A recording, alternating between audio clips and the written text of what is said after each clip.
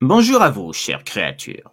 Dans l'histoire d'aujourd'hui, je vous emmène découvrir un lieu où peu de personnes peuvent se vanter d'en avoir percé les secrets les plus enfouis, les abysses. Vous savez, ces gouffres béants au fond des océans, territoire des bêtes les plus invraisemblables et terrifiantes, dont l'existence n'a pu être connue que par l'envoi de sondes marines et de bathyscaphes. Et encore, seulement en partie. Car certaines d'entre elles recèlent bien des secrets, et c'est ce que va découvrir l'équipage malheureux de l'USS Wyoming 5. Fleuron de la marine américaine, en étant plongé au cœur d'un cauchemar mortel. Un cauchemar qui se situe en plein cœur des territoires de l'autre monde. 20 000 cauchemars sous les mers. Est-ce que l'enfer existe? Vous êtes sans doute nombreux à vous être posé cette question, au moins un jour dans votre vie, sans avoir de réponse. Que vous soyez pris de religion ou non, je pense qu'on a tous besoin de trouver une excuse, une explication à tout ce qui ne nous paraît pas naturel. Aussi anodin soit ce à quoi on est confronté. Ça peut être bénin, comme ces foutues clés de voiture qui se cachent on ne sait où à chaque fois qu'on les cherche et qu'on en a un besoin urgent. Ou bien le réveil qui est systématiquement éteint quand on se réveille le matin et qui se rallume dès qu'on a posé le pied sur le tapis du sol sans qu'on en sache la raison. Ce qui nous fait courir partout pour tenter de rattraper notre retard. Parfois, c'est plus flagrant, comme la propension à chuter au sol juste après avoir croisé le regard d'un collègue qui vous a choisi comme némésis naturel. On peut y rajouter aussi le fait d'éviter la mort à chaque coin de rue, que ce soit par un conducteur ayant perdu le contrôle de son véhicule ou la chute incompréhensible de l'enseigne d'un vendeur de lunettes. Malgré tout, ces petits tracas de la vie quotidienne ont toujours une explication plus ou moins logique. Ils peuvent être dus à un bug technique aux origines diverses ou simplement parce que l'on a une malchance rare. Quand tout ce qui nous arrive n'est pas simplement dû à une paranoïa ou des idées fausses à notre encontre de la part de ceux et celles nous entourant. Il arrive pourtant des cas où le surnaturel est bien réel et nous fait plonger dans un cauchemar. Un abîme sans fond d'où on ignore si on pourra en réchapper un jour. Si j'employais les termes plongée et abîme, ce n'est pas sans raison. C'est à cause de ce que j'ai vécu, de ce que je vis toujours à l'heure actuelle, au cœur d'un sous-marin qui faisait ma joie de marin. Vous vous souvenez du début de ces lignes? Je vous ai indiqué qu'on s'est tous demandé si l'enfer existait quelque part, dans notre dimension ou une autre. Eh bien, la réponse est oui. J'ai vu l'enfer. Et je suis encore coincé à l'intérieur au moment où vous lisez ces lignes. Si tant est que quelqu'un les lira un jour. Car là où je ne suis pas certain que mon journal parvienne à atterrir sous le regard de quelqu'un. Je ne sais même plus si je me trouve toujours sur Terre à l'heure actuelle. Tellement tout ce qui est arrivé et tout ce qui s'est montré à mes yeux dans les profondeurs de l'océan me semble totalement étranger au monde que je connaissais. Je garde le secret espoir que ce sous-marin finira par retrouver le chemin des eaux de la Terre, que nos cadavres, ainsi que la lecture de mon journal, offriront la preuve que quelque part sous l'océan, il existe un passage vers l'enfer, et qu'il est bien pire que tout ce qui a pu être décrit dans les livres. Mais il serait plus compréhensible pour vous que je reprenne depuis le début, afin que vous puissiez mieux comprendre ce qui m'a amené à vous dire mes mots précédents. Je suis le premier lieutenant Tyler Everard, secondant le capitaine Edward Norfolk à bord de l'USS Wyoming 5, un sous-marin nucléaire du type Ohio, un nouveau bâtiment qui faisait la fierté de l'US Navy, qui a nécessité près de 8 ans pour sa construction avec l'aide des meilleurs ingénieurs du pays, ainsi que celle de scientifiques militaires aguerris, dont certains venant hors des USA. Il fallait bien ça pour mettre au point ce bijou de l'industrie navale, porteur de torpilles munies d'ogives nucléaires d'un nouveau genre. Pour faire simple, les ingénieurs se sont inspirés des types Poséidon des sous-marins russes, et sans les défauts que ceux-ci peuvent occasionner tout en ayant la même force destructrice, si ce n'est plus. Ils sont capables de causer des dégâts extrêmement importants à des environnements côtiers, comme des ports ou des bases navales, sans pour autant avoir d'impact à long terme sur la faune et l'écosystème marin. Une révolution aussi bien technique qu'écologique. Même si je suis conscient que parler d'écologie pour des armes massives telles que les ogives nucléaires de torpilles peut sembler anachronique. Mais c'est pour mieux vous faire sentir la portée technologique de ce sous-marin et son armement. Les torpilles furent nommées Inferno. Un petit clin d'œil au fait que certains scientifiques ayant participé à leur confection ont souligné que ces torpilles pourraient ouvrir une brèche vers l'enfer et en faire sortir les créatures les plus dévastatrices. Ils affirmaient qu'elles étaient capables par leur puissance de faire reléguer la période d'Halloween, cette date où les frontières entre nos mondes se réduisent pour laisser passer démons et autres monstres, à une cour de récréation. L'équipage choisi était composé de 72 hommes. Là encore, ce nombre n'a pas été choisi au hasard. Il s'agit de l'addition du chiffre 66, la quantité à bord de matelots et techniciens, et du 6, le nombre d'officiers et sous-officiers du submersible. ce qui formait le célèbre 666, symbolisant le diable. Chiffre qui fut d'ailleurs apposé sur la coque des missiles. Un équipage restreint, car il s'agissait avant tout de tester les capacités du sous-marin et ses ogives dans des conditions volontairement difficiles. D'où le choix de ne pas recourir aux 135 hommes habituels pour un bâtiment de ce type. L'USS Wyoming 5 était présenté comme le fleuron de la Navy. Son voyage inaugural, qui servira à tester les Infernos en eau profonde, dans des zones écartées de toute voie maritime usuelle pour les bateaux de commerce ou de plaisance, devait permettre de prouver son efficacité en cas de conflit majeur, et obligeant à une force de frappe sous-marine dévastatrice pour l'ennemi visé. Nous étions tous confiants et j'étais fier d'avoir été choisi pour faire partie du personnel. Le capitaine Norfolk avait demandé personnellement à m'avoir en second. Il ne voulait aucun autre que moi. Le départ s'est fait en grande pompe, avec tout le gratin de la marine présent au port de départ. Des flammes avaient été dessinées sur les côtés de la coque extérieure du sous-marin, toujours dans l'esprit de représentation de l'enfer. Au départ, certains avaient suggéré à la place un pentagramme, mais cela avait été refusé pour ne pas se mettre à dos les institutions religieuses du pays qui verraient cela d'un mauvais œil. Déjà que les références au 666 du diable avaient été sujets à polémique, les hautes instances de la Navy ne voulaient pas en rajouter plus, et provoquer un scandale de mauvais augure pour la future mission. Celle-ci s'est déroulée sans encombre, comme n'importe laquelle. Nous avions plongé une fois que les côtes américaines n'étaient plus visibles, à raison d'une poussée de 5 mètres par minute, ce qui est une moyenne classique, restant une profondeur de 400 mètres de fond. C'est-à-dire au cœur de la zone mésale maritime, entre 200 et 1000 mètres de profondeur, le temps de parvenir à notre objectif, là où nous tirerions 2 torpilles Inferno à un endroit défini. C'était un lieu particulier, tout près d'une zone abyssale découverte récemment et donc pas encore répertoriée. Une expédition océanographique y avait envoyé des ROV, ces petits robots contrôlés à distance, qui a pu établir la profondeur de l'abysse. Elle dépasse les 5700 mètres, se rapprochant d'une zone hadal, c'est-à-dire plus de 6000 mètres de profondeur. Les ROV ont pu aussi déterminer une approximation de la faune et les caractéristiques géologiques des lieux. Et à la différence d'autres abysses connus, comme la fosse des Mariannes, les appareils des ROV n'ont pas pu relever de données précises. L'obscurité y étant telle qu'aucun des projecteurs surpuissants des petits robots n'ont pu percer l'opacité des eaux. On ignorait totalement si de la vie s'y trouvait. En tout cas, il n'y fut décelé aucune trace de bioluminescence d'espèces animales, comme souvent dans ces lieux. Les ROV n'ont également pas pu transmettre la composition exacte des paysages rocheux s'y trouvant. Cet abysse était un mystère à plusieurs niveaux. C'est sans doute la raison qui a fait que ce lieu a été choisi pour les essais. Du fait de la disparité apparente de la faune, les ressacs consécutifs aux essais des torpilles Inferno n'auraient pas d'impact sur l'écosystème se trouvant dans la fosse avoisinante. La cible choisie était une petite colline rocheuse surplombant l'abysse, suffisamment dense pour pouvoir juger de la puissance des torpilles de notre sous-marin et dont les éclats ne risqueraient pas d'avoir des effets néfastes sur la faune proche, très disparate. Cela faisait aussi partie des curiosités de la zone. L'expédition avait relevé qu'aucune espèce marine ne vivait autour de la fosse dans un périmètre de près de 2000 mètres. Et même au-delà, il n'y avait que des coraux et quelques rares mollusques. Il semblait que la vie elle-même se méfiait de cet abysse et préférait ne pas s'en approcher. Du moins, c'est ce que nous pensions tous. La préparation du tir s'est faite de manière très rigoureuse. Nous savions les enjeux et voulions tout faire pour que la réussite soit totale, et ce fut le cas. L'explosion consécutive à l'impact des 2 torpilles lancées sur le massif rocheux, près de la fosse, provoqua de tels remous que notre sous-marin subit pendant plusieurs minutes des secousses mettant à mal la stabilité de tout le personnel. Pour imager, même ceux chargés des écrans de contrôle, en position assise et bénéficiant donc de moyens de fixation prévus en cas de choc intense, ont été mis en difficulté. Ils ont eu bien du mal à ne pas tomber sur le sol métallique. C'était impressionnant. Et plus encore quand le nuage de poussière commença à s'évaporer, emporté par le faible courant. À dire vrai, ce n'est pas tout à fait exact.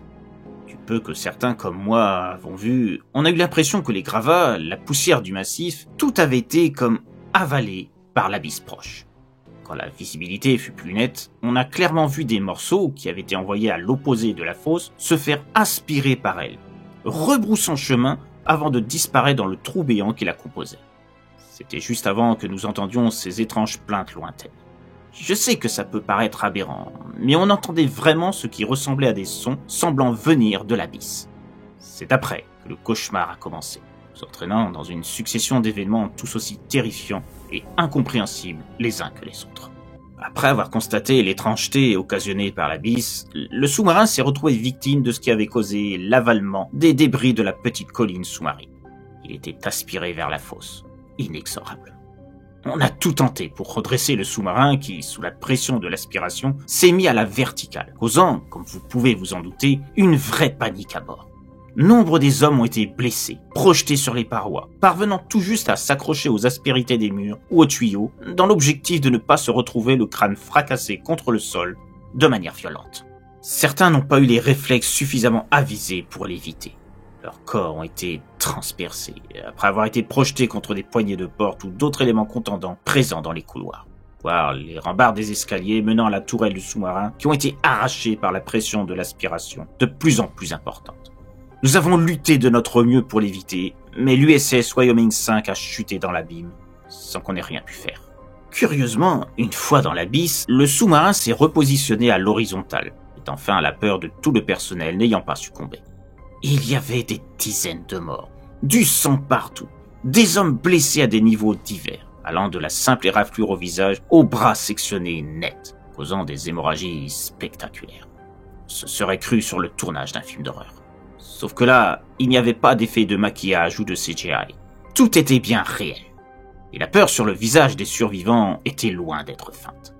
Ceux qui le pouvaient aidaient le médecin de bord, l'un de ceux ayant pu miraculeusement s'en sortir sans dommages corporels. Le sous-marin était devenu un vrai hôpital. On utilisait les chambres des matelots tués comme espace de soins. L'une d'elles servit même à entasser les corps des défunts.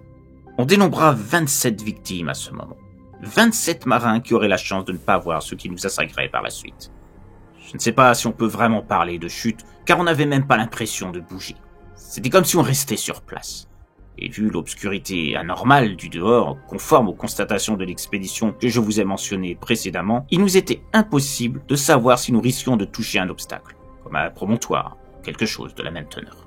Ce qui était certain, par contre, c'était ce que nous indiquaient les instruments de bord, montrant notre descente, et accentuant notre peur de finir écrasé par la pression de l'eau en disloquant le sous-marin. Il était prévu pour supporter une plongée de près de 900 mètres, très au-dessus d'un appareil habituel, et nous étions déjà à près de 600 mètres en dessous de la surface. D'ailleurs, on entendait des craquements métalliques constants, ce qui était la preuve que notre sursis se réduisait de minute en minute. Impossible de se déplacer. La force nous ayant aspiré semblait bloquer toute tentative de se dépêtrer de son attraction. Et puis, de manière tout aussi abrupte que ce qui nous avait précipité dans l'abysse, le sous-marin s'immobilisa. C'était ce que montraient les appareils de contrôle de plongée. On s'était stabilisé à 775 mètres de profondeur. Le métal se tordant était régulier, et les premiers signes de terreur se firent entendre. Je dis bien entendre, car tout d'abord, ce furent les marins blessés qui hurlaient dans les cabines où ils étaient alités. Le capitaine et moi, on a alors assisté à des scènes horribles où ces malheureux criaient tellement qu'ils en perdaient leur voix, se bloquant la mâchoire dans une position grotesque. Certains saignaient des yeux à force de les écarquiller, en proie à des frayeurs tellement intenses que nous étions obligés de les attacher à leur lit avec les moyens du bord pour éviter qu'ils se fassent encore plus de mal.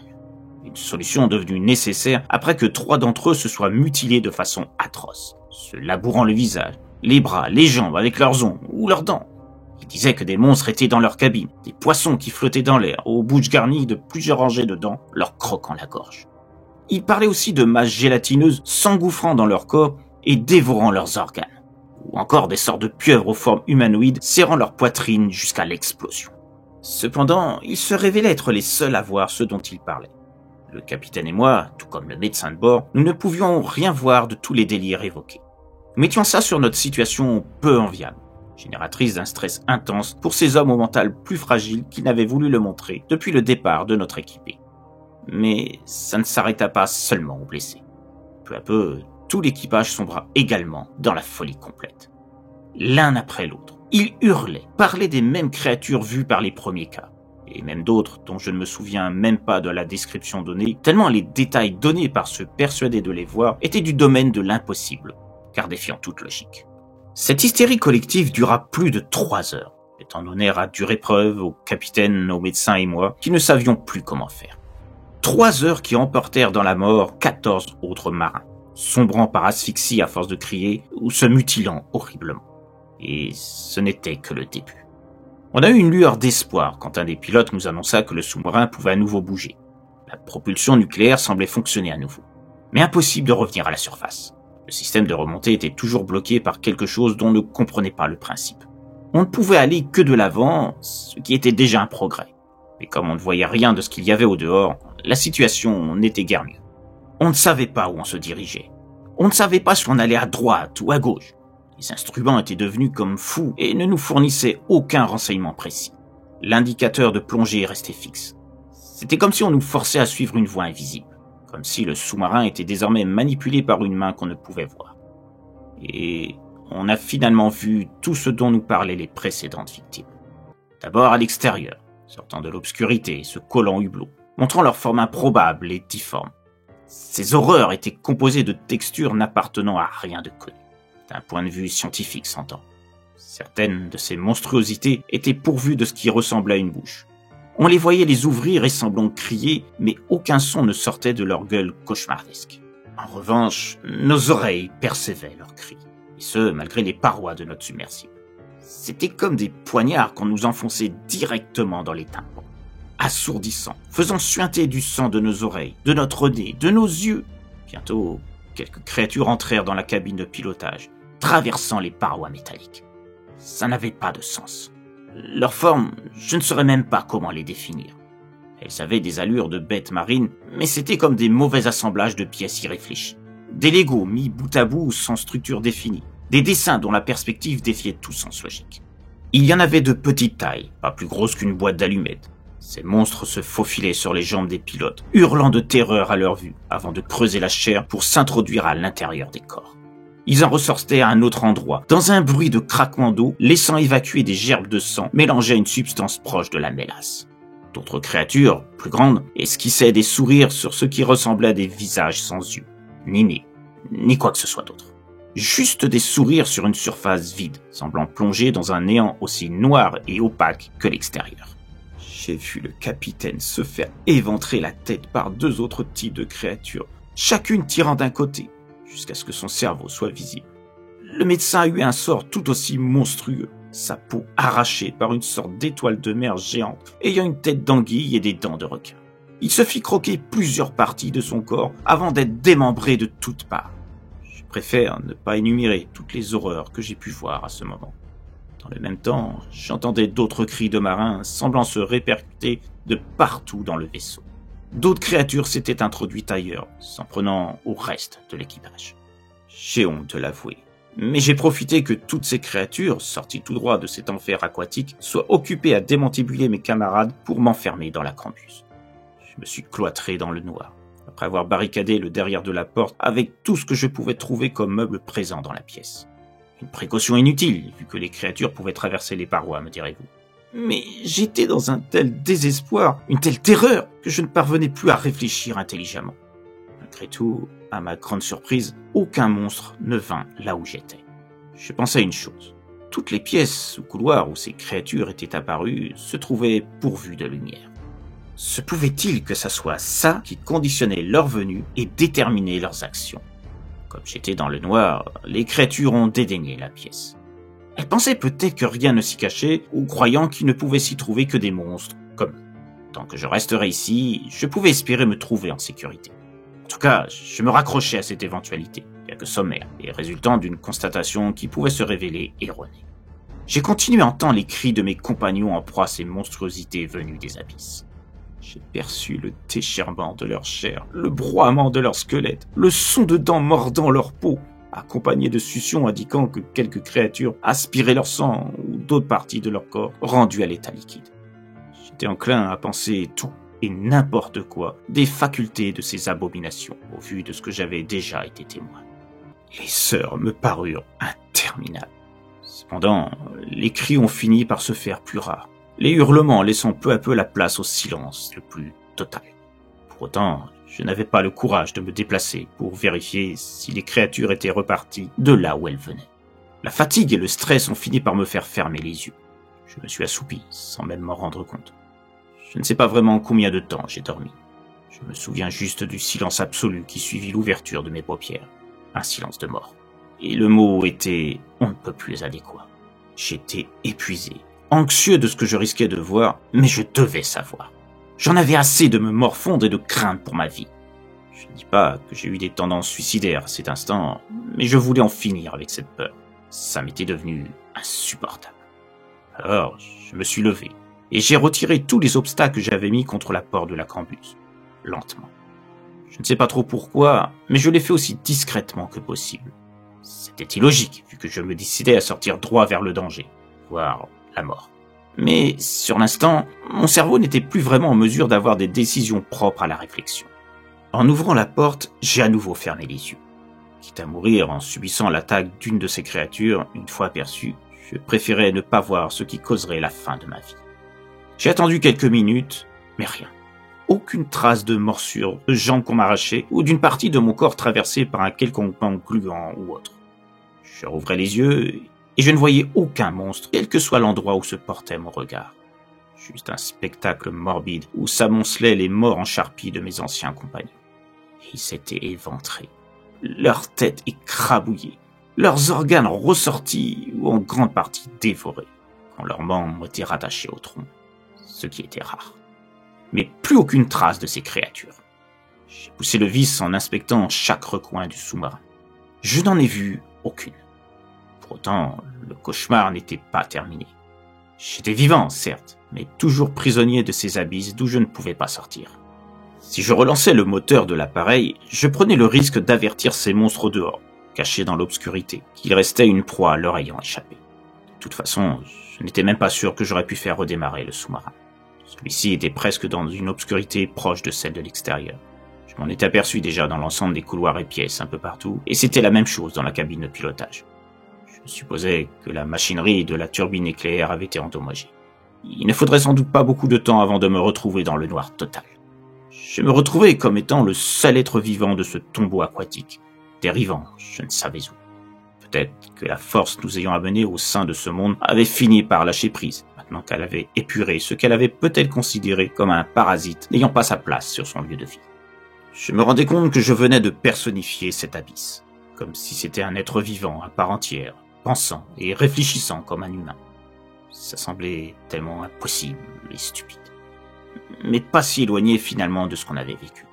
Sinon, comment expliquer avoir été aspiré de la sorte dans son sein ? Comment donner une explication de l'impossibilité du sous-marin de remonter une fois stabilisé et obligé de suivre un chemin dont il n'avait pas pu s'écarter ? Peut-être que c'était ce qui constituait cet abysse. Un être vivant d'une ampleur colossale ayant en lui ce qu'on pourrait apparenter à un système immunitaire.